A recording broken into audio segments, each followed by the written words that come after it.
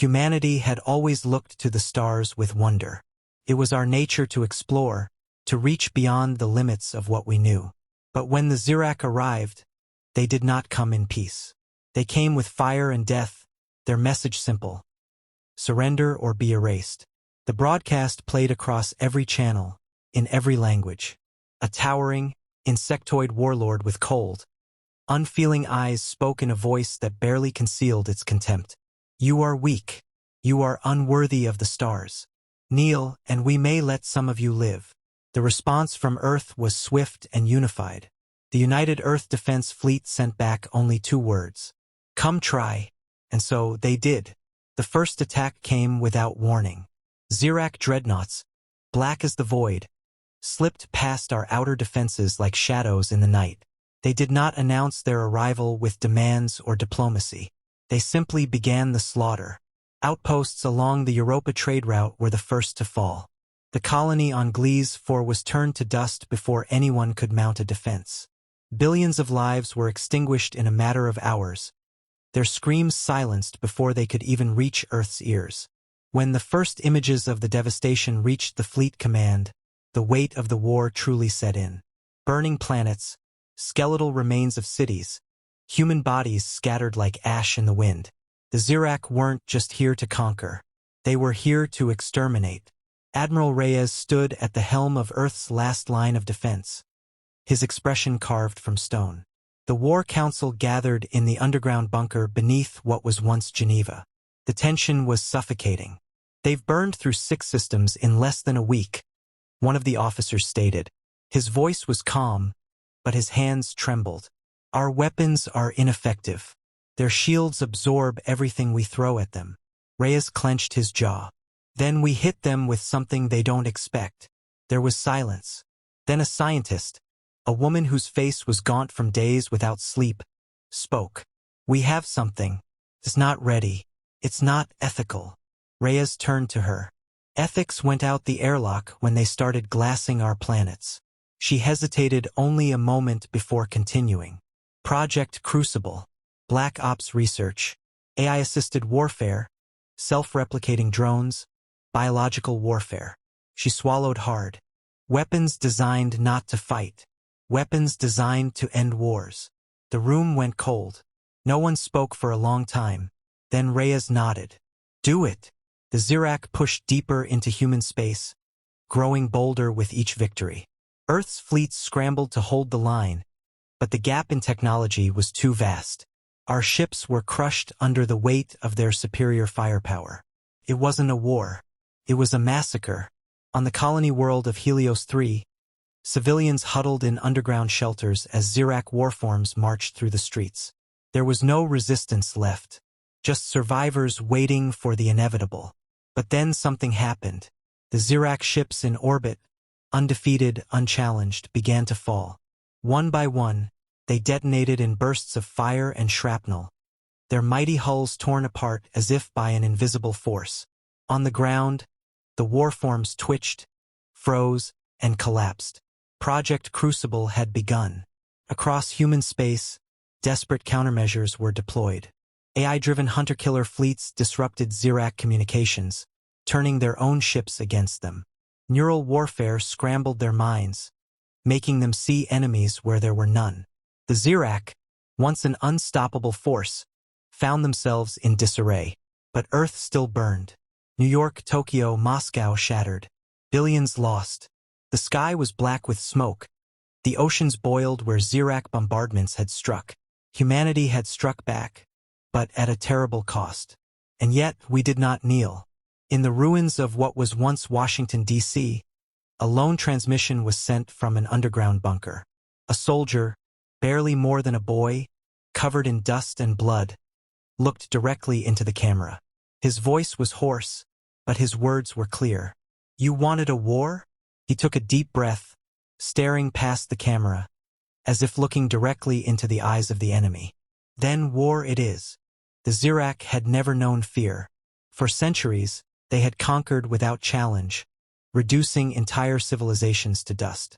Their doctrine was simple: crush resistance before it had a chance to rise. But against humanity they had made a mistake. They had left survivors. In the void between the stars, human warships regrouped in the shadow of dead worlds. Wreckage floated in silence, a testament to battles lost. But humanity was not broken. Not yet. Deep beneath the Martian surface, in the last surviving military stronghold, Earth's best minds worked without rest. They studied Zirac wreckage, dissecting their technology, searching for weaknesses.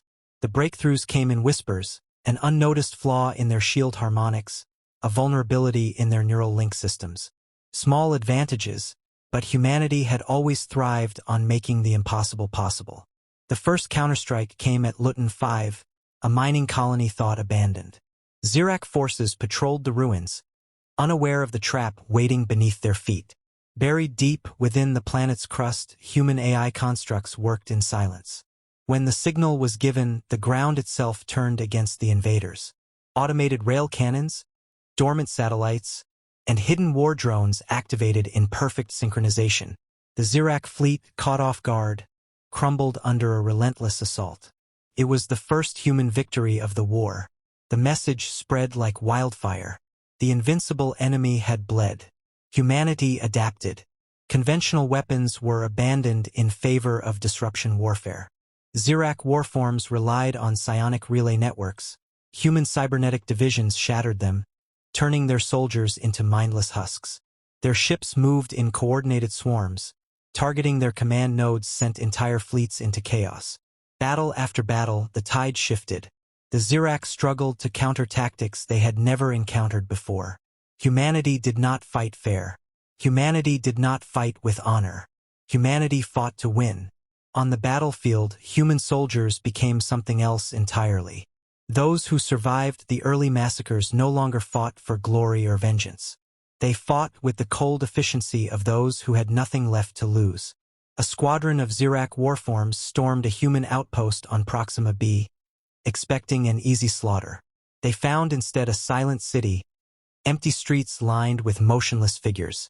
Soldiers stood in perfect formation, unblinking, waiting. The Zirac hesitated, and then the shadows moved.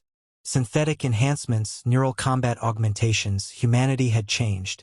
The Zirac, once the apex predators of the galaxy, found themselves hunted in the ruins of their own conquest. The high command of the Zirac Dominion convened in desperation. This war was no longer a campaign of extermination. It was survival. Their fleets, once unstoppable, were now prey to a species that had learned, adapted, and surpassed them in mere months. There was one last hope. The Zirac Emperor issued a final decree: mobilize the planet killers. If humanity could not be crushed, it would be erased. But humanity had seen this move coming, and it had been waiting. At the edge of known space, the first Leviathan-class dreadnought emerged from the darkness. A warship unlike anything seen before, forged in the fires of desperation. It was not built for war. It was built for annihilation. The Zirac had wanted a war. Humanity had given them their first taste of extinction.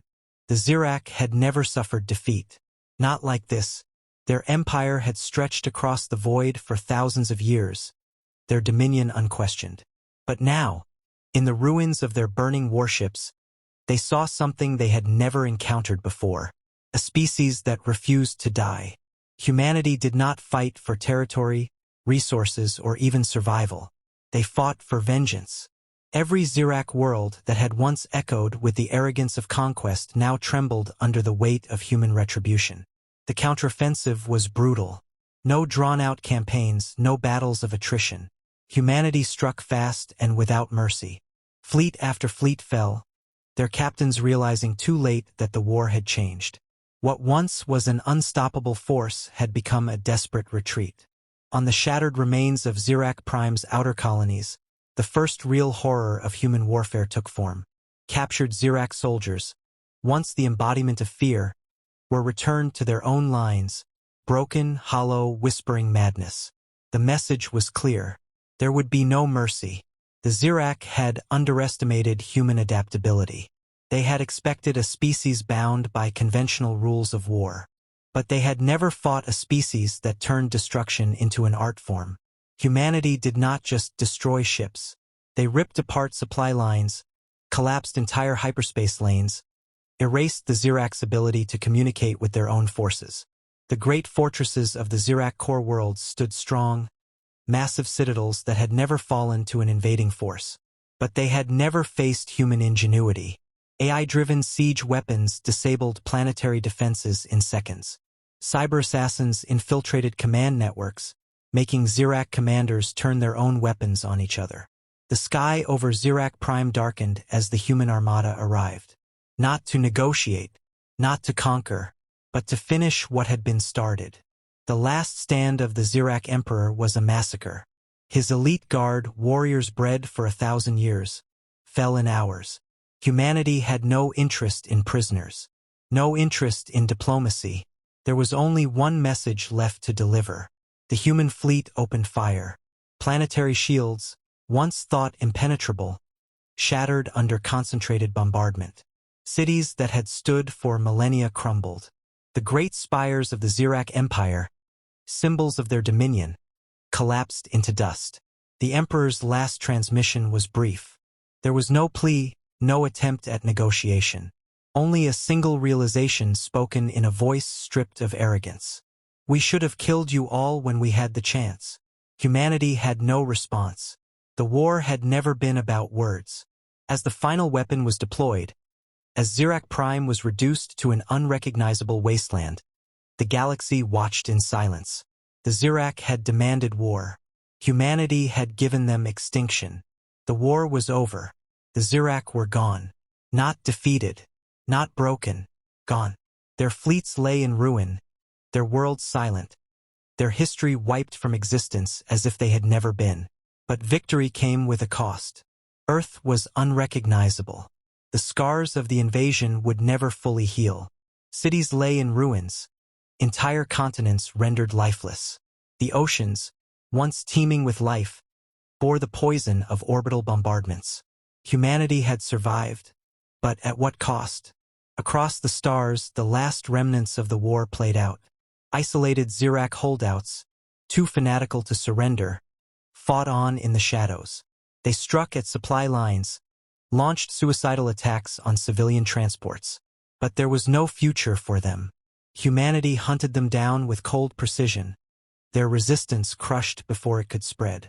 The United Earth Defense Fleet no longer existed. It had evolved into something else. No longer a defensive force. No longer an alliance of fractured nations. Now it was the only power that mattered. Humanity had done what no other species had dared. They had looked at the abyss of extinction and refused to fall. And in doing so, they had become something new.